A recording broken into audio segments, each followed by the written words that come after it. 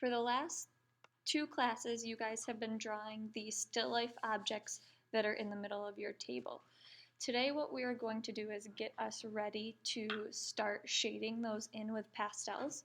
But before we start working on our pastel drawing, I want you to get a little practice using them before we move on to the still life drawing.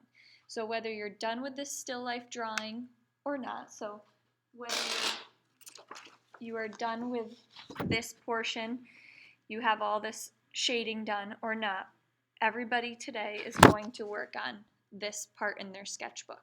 If you're not done with the drawing portion, you're going to have to come in during academic advisement or after school at some point to finish. So the first thing that we're going to do is open up to a blank page in your sketchbook. We are all going to create a page that looks like this. So you know how much I love to have you guys use your rulers.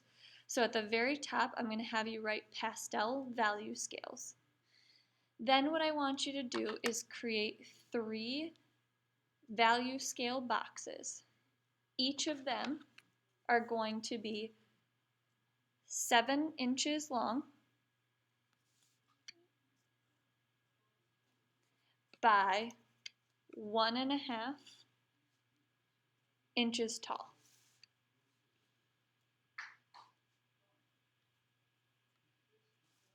So I'm going to have you draw these 3 boxes, spread them out so you are taking up the whole page in your sketchbook. So pause the video right now, and then I'm going to have you all draw those 3 boxes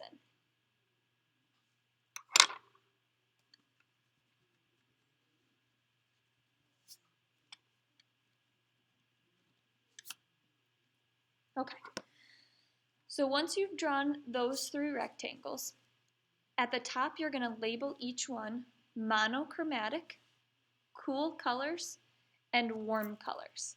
So what these 3 vocab words mean is they are called color schemes. So hopefully these last 2 sound familiar to you. I know we talk about them a lot in elementary school, and I'm sure you did a little bit more with them in middle school as well.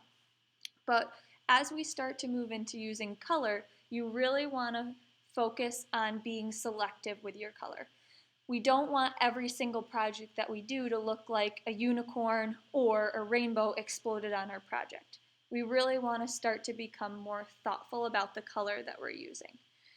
So the first color scheme that we're going to talk about is monochromatic. So what that means is one color, but you're using many different tints and shades.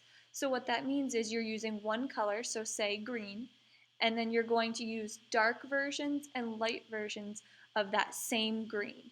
So you're not going to mix blue or anything like that in here. Monochromatic meaning mono meaning one, chroma meaning color. You're just going to mix one color, but the dark and light versions of that. Cool colors are going to be blue, greens, and purples. Then warm colors are going to be red, oranges, and yellows. So I like to think of cool colors being, if we think of cold and we start to think of snow or something else that might be cold and cool like water, these are the colors that I think about. So same thing on the opposite end. If we're going to talk about warm colors, I always picture fire. And when you're trying to draw or shade in fire, you're going to use red, oranges, and yellows. So how we get these 2 colors is really just by dividing this color wheel in half. So everything on this left side is going to be all of our cool colors, and everything on the right side is going to be our warm colors. So what's really neat is that on the color wheel, the colors are connected. So what that means is all of the warm colors blend really well together because they're next to each other and they build off of each other. Same thing with the cool colors. Since they're all on the same side of the color wheel, that means that we can mix them together and we can really get some interesting colors. So I would like for you now to pause the video again, and then I'm going to have you write down these vocab words with their definitions.